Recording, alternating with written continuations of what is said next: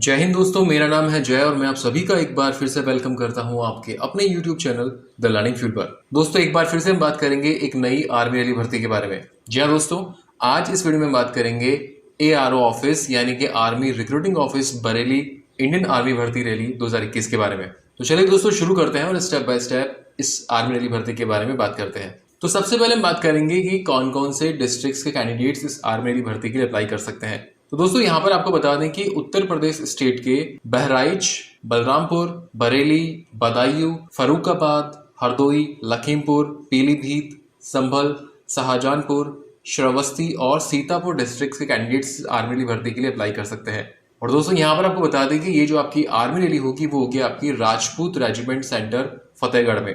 आगे बढ़ते हैं और बात करते हैं पोस्ट नेम के बारे में। तो दोस्तों यहाँ पर जो पहली पोस्ट है वो है सोल्जर GD की, इसके अलावा सोल्जर टेक्निकल, इसके अलावा यहाँ पर पोस्ट है आपकी सोल्जर नर्सिंग असिस्टेंट, इसके अलावा पोस्ट है यहाँ पर सोल्जर क्लर्क और स्टोर कीपर टेक्निकल की। साथ यहाँ पर पोस्ट है सोल्जर ट्रेड्समैन 10th पास और सोल्जर ट्रेड्समैन 8th पास। दोस्तों यहाँ पर आपको बता दें कि सोल्जर ट्रेड्समैन 10th पास में यहाँ पर आपके पास पद है शेफ का, ड्रेसर का, वॉशरमैन और स्टूवर्ड का। और 8th पास के लिए यहाँ पर जो पद है वो है सिंक हाउसकीपर और मेस कीपर। अब हम बात करेंगे इसकी इंपॉर्टेंट डेट्स के बारे में। तो दोस्तों यहाँ पर आपको बता दें कि जो इसके ऑनलाइन रजिस्ट्रेशन है वो 8 अप्रैल से शुरू हो चुके हैं और जो इसके रजिस्ट्रेशन की लास्ट डेट है वो है 22 मई 2021। अगर बात करें इसकी रैली की डेट की, तो रैली की डेट यहाँ पर है आपकी 7 जून 2021 से लेकर 30 जून 2021 के बीच। अब हम बात करेंगे इसकी एप्लीकेशन फी के बारे में। तो यहाँ पर आपको बता दें कि किसी भी कैटेगरी के लिए कोई एप्लीकेशन फी आपको नहीं देनी है। आगे बढ़ते हुए बात करते हैं आपकी एज लिमिट यानी कि आपकी उम्र के बारे में। तो दोस्तों यहाँ पर आपको बता दें कि अगर आप सोल्जर GD पोस्ट के अप्लाई कर रहे हैं तो आपकी कम से कम उम्र 17.5 साल और अधिकतम उम्र आपकी 21 साल तक हो सकती है। और बाकी जो भी पोस्ट है यानी कि soldier technical, soldier nursing assistant, soldier clerk और store keeper technical, soldier tradesman 10th pass और सोल्जर ट्रेड्समैन 8th पास, सभी के लिए यहाँ पर आपकी कम से कम उम्र 17.5 साल और अधिकतम उम्र आपकी 23 साल तक हो सकती है। तो ये हो गई आपकी उम्र। अब हम बात करेंगे यहाँ पर आपकी एजुकेशनल क्वालिफिकेशन के बारे में।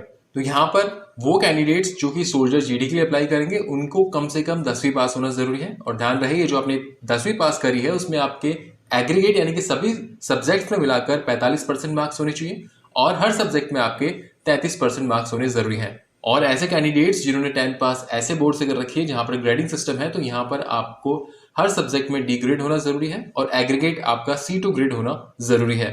तो ये हो गई सोल्जर GD के लिए क्वालिफिकेशन। अब बात करेंगे सोल्जर टेक्निकल पोस्ट के लिए क्वालिफिकेशन के बारे में। तो यहाँ पर आपको 12th पास होना जरूरी है और ध्यान रहे ये जो आपने 12th पास करी है वो science with physics, chemistry, maths और इंग्लिश के साथ होनी चाहिए। और यहाँ पर आपके एग्रीगेट 50% मार्क्स होने जरूरी है और हर सब्जेक्ट में यहाँ पर आपके 40% मार्क्स होने जरूरी है। अब हम बात करेंगे सोल्जर नर्सिंग असिस्टेंट और soldier nursing assistant veterinary post के लिए क्वालिफिकेशन के बारे में। तो यहाँ पर आपको बता दें कि कम से कम यहाँ आपको 12वीं पास होना जरूरी है। ये जो आपने 12वीं पास करी है वो science with physics, chemistry, biology और इंग्लिश के साथ होनी चाहिए और यहाँ पर आपके एग्रीगेट 50% मार्क्स होने चाहिए और हर सब्जेक्ट में यहाँ पर आपके 40% मार्क्स होने चाहिए। तो या तो ये क्वालिफिकेशन होनी चाहिए या फिर आपने 12th पास करी हो science with physics, chemistry, botany, zoology and English. यहाँ पर आपके एग्रीगेट 50% मार्क्स होने चाहिए और हर सब्जेक्ट में यहाँ पर आपके 40% मार्क्स होने चाहिए। तो ये हो गई सोल्जर नर्सिंग असिस्टेंट और soldier nursing assistant veterinary post के लिए क्वालिफिकेशन। अब हम बात करेंगे सोल्जर क्लर्क और स्टोर कीपर टेक्निकल पोस्ट के लिए क्वालिफिकेशन के बारे में। तो यहाँ पर भी आपको 12th पास होना जरूरी है, पर यहाँ पर जो आपने 12th पास करी है वो चाहे आपने आर्ट्स में करी है, कॉमर्स में करी है या फिर साइंस में करी है तो आप यहाँ पर अप्लाई कर सकते हैं। पर ध्यान रहे यहाँ पर आपके एग्रीगेट 60% मार्क्स होने जरूरी है और हर सब्जेक्ट में यहाँ पर आपके 50% मार्क्स होने जरूरी है। इसके अलावा दोस्तों यहाँ पर आपके 12th में बुक कीपिंग, अकाउंट्स और मैथ्स और इंग्लिश सब्जेक्ट्स में कम से कम 50% मार्क्स होने जरूरी है। तो ये हो गई सोल्जर क्लर्क और स्टोर कीपर टेक्निकल पोस्ट के लिए क्वालिफिकेशन। अब बात करेंगे सोल्जर ट्रेड्समैन 10th पास के लिए क्वालिफिकेशन के बारे में। तो यहाँ पर आपको सिंपली 10th पास होना जरूरी है। यहाँ पर आपका एग्रीगेट परसेंटेज का कोई रिक्वायरमेंट नहीं है, लेकिन हर सब्जेक्ट में यहाँ पर आपके कम से कम 33% मार्क्स होने जरूरी है। और बात करें अगर सोल्जर ट्रेड्समैन 8th पास के लिए क्वालिफिकेशन के बारे में तो यहाँ पर आपको 8th पास होना जरूरी है। यहाँ पर भी एग्रीगेट परसेंटेज का कोई रिक्वायरमेंट नहीं है, बट यहाँ पर भी आपके पास 33% हर सब्जेक्ट में होना जरूरी है। तो ये हो गई आपकी एजुकेशनल क्वालिफिकेशन।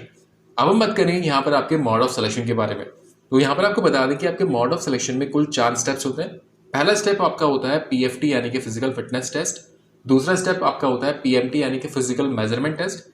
इसके बाद आपका थर्ड स्टेप होता है मेडिकल एग्जामिनेशन और फाइनल होता है आपका रिटन एग्जामिनेशन। तो पहले हम बात करेंगे PFT यानी कि फिजिकल फिटनेस टेस्ट के बारे में। तो दोस्तों यहाँ पर आपको बता दें कि फिजिकल फिटनेस टेस्ट में आपके कुल 4 टेस्ट होते हैं। यहाँ पर एक तो आपका होता है 1.6 किलोमीटर की रनिंग, इसके अलावा बीम यानी कि पुलअप्स, 9 फीट डिच और जिगजैग बैलेंस। तो पहले हम बात करेंगे 1.6 किलोमीटर रनिंग के बारे में। तो दोस्तों यहाँ पर अगर आप 1.6 किलोमीटर रनिंग 5 मिनट 30 सेकंड के अंदर कंप्लीट कर लेते हैं तो आपको ग्रुप फर्स्ट में रखा जाता है और आपको 60 में से 60 मार्क्स दिए जाते हैं। और अगर आप ये रनिंग 5 मिनट 31 सेकंड से लेकर 5 मिनट 45 सेकंड के बीच कंप्लीट करते हैं तो आपको ग्रुप सेकंड में रखा जाता है और आपको 60 में से 48 मार्क्स दिए जाते हैं। लेकिन अगर आप ये रनिंग कंप्लीट करने के लिए 5 मिनट 45 सेकंड से ज्यादा का टाइम लेते हैं तो आपको बाहर कर दिया जाता है। रनिंग कंप्लीट करने के बाद आपका अगला स्टेप होता है बीम यानी कि पुलअप टेस्ट। तो यहाँ पर आपको प्रॉपर वे में 10 पुलअप्स निकालने होते हैं। अगर आप 10 पुलअप्स सही तरीके से निकाल पाते हैं तो आपको 40 में से 40 मार्क्स दिए जाते हैं। अगर आप 9 पुलअप्स निकाल पाते हैं तो आपको 33 मार्क्स दिए जाते हैं।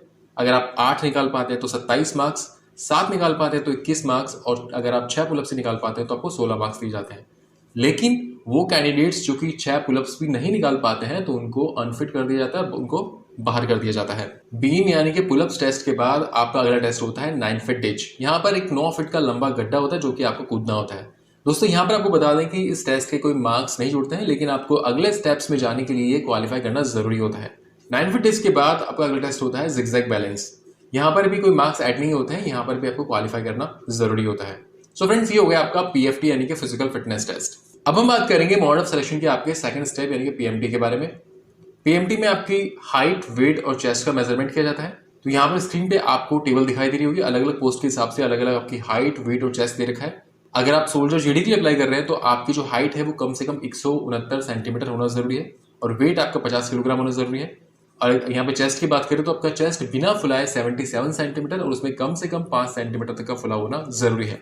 इसी तरीके से अगर आप soldier technical, soldier nursing assistant, soldier clerk, store keeper technical, soldier tradesman 10 पास और 8 पास के लिए सभी के लिए यहाँ पे हाइट, वेट और चेस्ट कितना है स्क्रीन पर आप वीडियो को पोस्ट करके आराम से देख सकते हैं।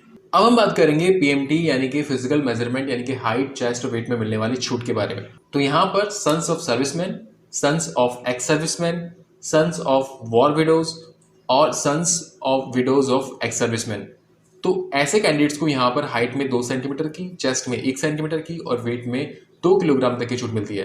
इसके अलावा वॉर विडो का कोई अडॉप्टेड सन हो या फिर सन इन लॉ हो तो उनको यहाँ पर हाइट में 2 सेंटीमीटर की, चेस्ट में 1 सेंटीमीटर की और वेट में 2 किलोग्राम तक की छूट मिलती है।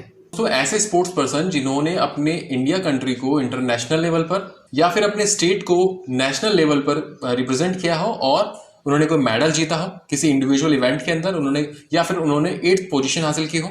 इसके अलावा अगर आपने कॉलेज या फिर यूनिवर्सिटी को इंटर यूनिवर्सिटी चैंपियनशिप में रिप्रेजेंट किया है और आपने कोई मेडल जीता है किसी इंडिविजुअल इवेंट में, या फिर आपने 6th पोजीशन हासिल की टीम इवेंट में, या फिर आपने अपने स्टेट को नेशनल लेवल पर खेलो इंडिया गेम्स के अंदर रिप्रेजेंट किया है और आपने कोई इंडिविजुअल इवेंट में मेडल जीता है, या फिर आपने जो है टीम इवेंट में 6th पोजीशन हासिल की है, या फिर आपने अपने डिस्ट्रिक्ट को स्टेट लेवल पर रिप्रेजेंट किया है और आपने किसी इंडिविजुअल इवेंट में मेडल जीता है, या फिर आपने टीम इवेंट में 4th पोजीशन हासिल की है, या फिर आपने अपने स्टेट स्कूल टीम को इंडिया स्कूल गेम्स फेडरेशन के गेम्स में रिप्रेजेंट किया है और आपने कोई इंडिविजुअल इवेंट में कोई मेडल जीता है, या फिर टीम इवेंट में आपने कोई 6th पोजीशन हासिल की है, तो यहाँ पर आपको हाइट में 2 सेंटीमीटर तक की छूट मिलती है, चेस्ट में 3 सेंटीमीटर तक की छूट मिलती है और वेट में 5 किलोग्राम तक की छूट मिलती है। तो दोस्तों ये हो गई पीएमटी में मिलने वाली छूट। मॉड ऑफ सिलेक्शन में आपका अगला स्टेप होता है मेडिकल एग्जामिनेशन। दोस्तों यहाँ पर आपको बता दें कि इंडियन आर्मी रैली भर्ती की जो मेडिकल एग्जामिनेशन होता है उसका सेपरेट वीडियो हमने बना रखा है, उसका लिंक आपको इस वीडियो के डिस्क्रिप्शन में मिल जाएगा, तो वहां से वो आप वीडियो